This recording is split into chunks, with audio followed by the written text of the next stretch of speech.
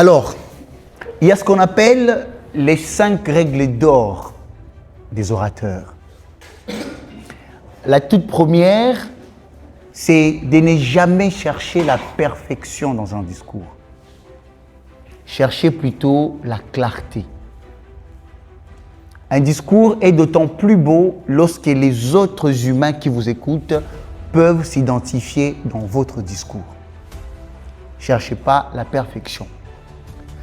Deuxième règle, lorsqu'on vous attaque, lorsque vous faites face à une attaque dans un débat, n'accélérez pas, ne cherchez pas à parler rapidement, vous allez vous bloquer. Ralentissez, soyez calme, détendez-vous. Troisième règle, dans un argument, l'exemple est 3 fois plus fort que toutes sortes d'arguments que vous pouvez avoir. Parce que justement, un exemple permet au public de se reconnaître dans votre argument. Parce que c'est quelque chose qu'on a vécu tous. OK?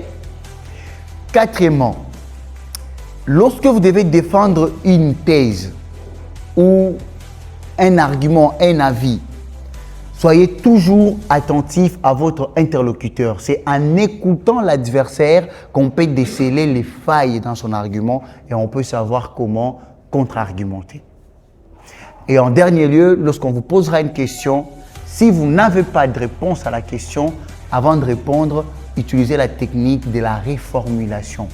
Reformulez d'abord la question et répondez-y après. Pour ça, j'aurai quand même un exemple. Par exemple, on vous dit, vous défendez l'indéfendable par exemple, puis pensez-vous qu'on peut vraiment vous faire confiance alors que ce que vous défendez est indéfendable? Vous allez reformuler en ce sens.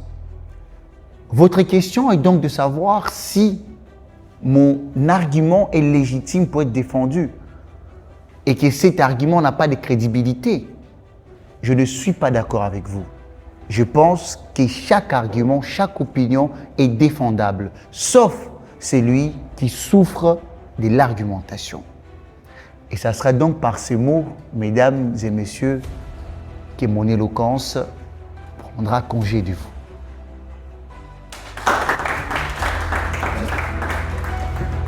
On a fini.